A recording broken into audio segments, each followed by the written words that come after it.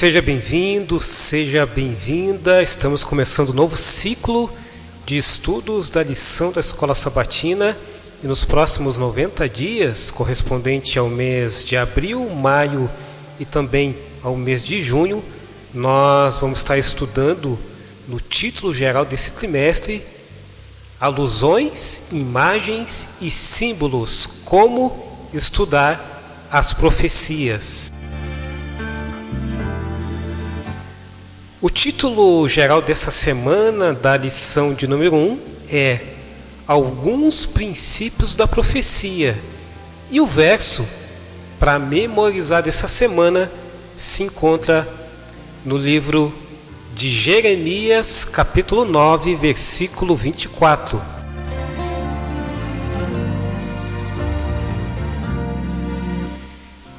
Jeremias, capítulo 9, versículo 24, eu vou ler aqui para que nós possamos contextualizar, e diz assim: Mas aqueles que desejam se orgulhar, que se orgulhem apenas disto, de me conhecer e entender que eu sou o Senhor, que mostrar amor leal, que faz justiça e que faz o que é certo na terra, pois essas coisas me agradam, diz o Senhor. Lembrando que essa versão que eu estou lendo é a nova versão transformadora. Só para a gente poder partir para a parte introdutória de sábado, vamos analisar um pouquinho da questão histórica de principalmente Jeremias capítulo 9. Jeremias, profeta Jeremias, e o capítulo 9, que dá luz ao seu nome, está inserido em um período de grande crise espiritual e também política em Judá. O profeta Jeremias, conhecido como profeta chorão, lamenta a corrupção e a idolatria do povo, que persistia em desobedecer a Deus, apesar dos repetidos avisos. O reino de Judá estava prestes a enfrentar a destruição por parte da Babilônia, no ano 586 a.C., como consequência de sua infidelidade.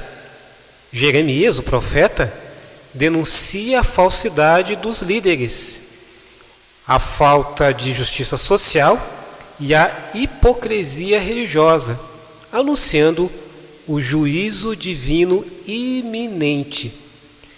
O capítulo 9 de Jeremias apresenta um lamento profundo sobre a condição espiritual do povo e a devastadora punição que viria. Deus deixa claro que seu povo está sofrendo não por falta de aviso, mas por ter rejeitado deliberadamente seus mandamentos. Nesse cenário, querido amigo, querida amiga, querido aluno e querida aluna da lição da Escola Sabatina, entra o verso para memorizar de Jeremias capítulo 9, verso 24, que destaca o verdadeiro valor da vida, que esses valores, eles não estão em riquezas, poder ou sabedoria humana, mas no conhecimento e relacionamento com Deus. Então a gente vai analisar alguns detalhes importantes, creio que vai ser de extrema importância para o meu e também para o seu estudo da lição da Escola Sabatina. Lembrando que nós vamos estudar essa temática, nos próximos 90 dias ou no próximo trimestre, que tem como título geral, repetindo, alusões, imagens e símbolos, como estudar as profecias, e repetindo o título geral da semana, alguns princípios da profecia. Nós estamos agora analisando o verso para memorizar de Jeremias capítulo 9, versículo 24. Dando sequência, é interessante a gente analisar quem está falando nesse verso. A gente sabe que o profeta, ele não fala por si só, né? Embora a voz, o instrumento humano, seja um homem ou uma mulher, mas a gente sabe ali que ele é um instrumento nas mãos de Deus. Já que o profeta Jeremias, nesse contexto aqui, era ali um instrumento de Deus, um profeta de Deus, quem estava falando era o próprio Deus através do profeta Jeremias. Agora, para quem que Deus queria falar através do profeta Jeremias? É uma pergunta interessante. Deus queria falar ao povo de Judá, que estava ali naquele cenário apresentando duas características que é muito peculiar também em nossos dias, que é a rebelião e também a idolatria. E é importante a gente enfatizar o que está sendo enfatizado ali naquele cenário. Principalmente se tratando do verso para memorizar, né? Jeremias 9, verso 24. Ali está sendo analisado e enfatizado, né, que o verdadeiro motivo de glória não está na sabedoria humana, na força ou também na riqueza, querido aluno, querida aluna, mas em conhecer e entender Deus. Aqui é destacado alguns atributos de Deus, como por exemplo, o amor dele, que é sempre leal, a justiça e também a retidão. Mas o que isso significa no contexto desse verso para memorizar?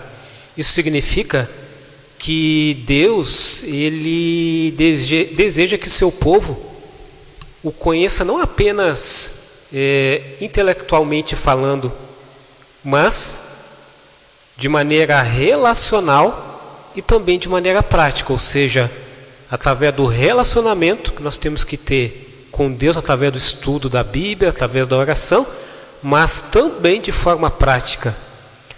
A própria palavra de Deus nos orienta no livro de Tiago que nós não devemos ser apenas ouvintes, mas praticantes da palavra de Deus. Uma outra pergunta importante: o que Deus está destacando com tudo isso? O povo de Judá, eles confiavam naquele cenário, né, em suas posses, alianças políticas e também práticas religiosas vazias. Mas eles estavam negligenciando o relacionamento genuíno com Deus. Isso é uma lição importante para nós. Muitas vezes a gente está norteando aquilo que na verdade não é para ser norteado, sendo que o primeiro ponto de partida que eu tenho que ter, que nós temos que ter, é exatamente ter um relacionamento genuíno com Deus. A partir daí, nós vamos seguir essa linha focada em obedecer e agradar somente a Deus. E aí a gente entra num contraste, né, que também acaba de certa forma abrangendo os nossos dias, que é o seguinte, né? A glória humana, ela é passageira. Isso é um fato, né? De contrapartida, conhecer a Deus traz para mim e traz para você que está nos acompanhando através desse resumo, traz o quê? Segurança e também traz propósito. Quando nós temos segurança, e é Deus que nos dá essa segurança, e quando nós temos um propósito, e também é Deus que nos dá esse propósito, nós passamos a entender que a glória humana, ou seja, tudo aquilo que a gente fizer, tudo aquilo que nós temos como objetivo em gloriar apenas o ser humano e não a Deus, não faz sentido. Eu havia falado anteriormente sobre a questão da justiça e da retidão. O que isso significa, querido aluno, querida aluna? Significa que Deus, ele age, né, de maneira justa e também de maneira correta, chamando o seu povo a refletir sobre o quê? A refletir sobre o caráter dele. E era exatamente aquilo que, entre outros propósitos, né, que Deus estava instruindo o profeta Jeremias para que aquele povo pudesse ver o quê? Não a sua glória, não aquilo que eles tinham, mas sim a glória de Deus e aquilo que Deus iria fazer na vida deles. Partindo para a parte final, é importante a gente analisar o verso para memorizar num contexto de trazer para os nossos dias. Por exemplo, eu falei de segurança, né? Aonde que você que está nos acompanhando tem encontrado segurança? Vocês sabem que muitas vezes nós confiamos no dinheiro, confiamos no conhecimento, confiamos também no status pessoal, em vez de buscarmos a Deus. Abrindo um parênteses aqui, Deus ele não é contra, por exemplo, ao dinheiro, mas Deus é contra a forma como nós gastamos esse valor, esse dinheiro, e na grande maioria das vezes, quando não se tem essa conexão com Deus, esse dinheiro ou esses valores, ele é gasto para honra e glória humana, que a gente já viu que não vai levar a nada, e muitas vezes a gente não usa esses recursos que Deus nos dá para a honra e glória de Deus, através de ajudar outras pessoas, ajudar a obra de Deus, enfim. Então é importante nós refletirmos a isso. Outro ponto, quando nós falamos de dinheiro, a Bíblia fala que Deus ele não é contra o dinheiro, Deus não é contra a riqueza, Deus também não é contra as pessoas que têm poder aquisitivo. Deus é contra nós colocarmos o dinheiro, nossos bens materiais, acima dele. Esse é o grande problema. E aí entra uma pergunta, né, dentro daquilo que a gente já estudamos até o presente momento. Como que podemos conhecer a Deus, né? Como que a gente pode conhecer a Deus? Existe uma forma, e eu creio ser a única que nós podemos conhecer a Deus, através da Bíblia, através do estudo da palavra de Deus. Nós também podemos conhecer a Deus através de uma prática que todos nós temos que ter, que é através da oração, e também através da prática da justiça e também do amor. Todas essas características nós só vamos conseguir fazer através da ajuda do próprio Deus. Deus do estudo da palavra dele, de nós sermos pessoas de oração, nós sermos pessoas que venhamos a praticar a justiça, ou seja, sermos justos no contexto que nós vivemos, no contexto familiar, como sociedade, como igreja, no nosso local de trabalho, nós sermos justos. E nós só vamos ser justos se nós tivermos em nosso coração um Deus justo. E Ele vai colocar o desejo de nós sermos pessoas justas. E também, quando a gente fala da questão do amor, nós também analisamos que para conhecer e entender a Deus, nós temos que ter o amor em nosso coração. A própria palavra de Deus diz lá em 1 João capítulo 4, verso 8, que Deus é amor. Então, para que a gente possa compartilhar amor, nós temos que ter esse amor dentro de nós, e a partir daí nós vamos compartilhar amor em todas as esferas aí pelo qual a gente circula, né? No amplo familiar, nos nossos relacionamentos, enfim, como um todo. Uma outra pergunta importante, né? Eu havia falado sobre a questão do caráter de Deus. Será que nós estamos vivendo o caráter de Deus? É uma pergunta interessante, né? E isso, Deus ele deseja que nós venhamos a demonstrar um amor fiel, venhamos a demonstrar justiça, que a gente venha demonstrar, por exemplo, retidão, né? em nossas interações diárias, né? Com a nossa família, através do nosso cônjuge, da nossa esposa, nosso esposo, nossos filhos, netos, enfim, toda a nossa relação social tem que haver o amor, a justiça, tem que haver a retidão. Agora, uma pergunta importante, né? Só para a gente poder meditar e refletir. O que agrada a Deus? É interessante, né? Sabe que Deus ele não se impressiona com os nossos bens materiais ou realizações humanas, que muitas vezes, quando tem o objetivo de engrandecer e gloriar a si e não a Deus, Deus ele não se agrada desse tipo de atitude. Mas sabe o que Deus ele se agrada? Ele se agrada de um coração que conhece e também pratica a sua vontade. E isso muitas vezes, nós temos isso em mente, não está na nossa vida de forma prática. Então vou repetir o que agrada a Deus.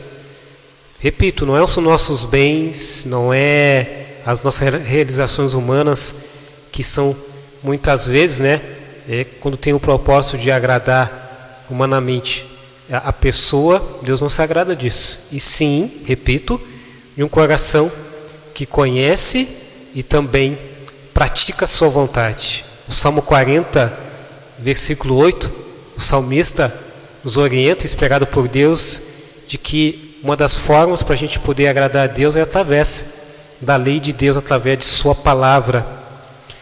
Agora, como a gente analisa esse contexto na questão espiritual? E aí entra uma outra pergunta e a última pergunta, né? Como evitar superficialidade espiritual? Infelizmente, muitos no meio cristão, no meio religioso, muitos estão vivendo esse estágio. O que é isso, né? Essa superficialidade espiritual? É uma religião vazia.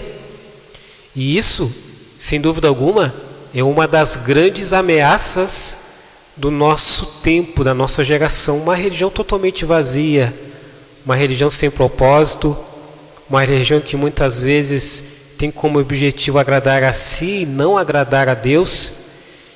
E hoje, querido amigo, querida amiga, querido aluno, querida aluna, nessa parte introdutória de sábado, Deus ele nos chama a um relacionamento genuíno, verdadeiro, sincero, e não apenas práticas externas de fé. A fé, ela é uma prática, que é nada mais do que a gente exercer, através da fé em Deus, aquilo que Ele nos orienta a gente a realizar. No livro Conselhos sobre a Igreja, na página 154, Ellen White, inspirada por Deus, diz a seguinte frase: os que se jactam em sua sabedoria ou de seus talentos, jactam-se do que lhe foi emprestado por Deus. Tudo que possuímos é um presente seu, ou seja, um presente de Deus, né? Não nos foi dado para a nossa glorificação própria, mas para a glória de Deus e o benefício da humanidade.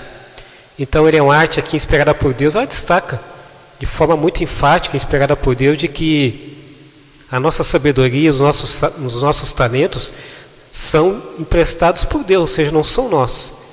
Se nós somos pessoas sábias, se nós somos pessoas talentosas, isso foi porque Deus permitiu e Ele que nos concedeu essa possibilidade. E isso é empréstimo, né? E ainda nesse contexto dessa frase, finalizando, tudo que nós possuímos é um presente de Deus. Olha que maravilha! E repetindo, né? Isso não foi dado para a nossa glória, e sim para a glória de Deus. E também para o benefício da humanidade. Então, nessa parte introdutória de sábado, nós destacamos aqui o título geral da semana, alguns princípios da profecia, e também nos aprofundamos aqui no verso para memorizar dessa semana, que se encontrou no livro Jeremias, capítulo 9, versículo 24, e também a gente analisou ali um contexto histórico do capítulo 9 do livro de Jeremias. Que Deus abençoe você e voltamos amanhã, dando continuidade a mais uma lição da Escola Sabatina.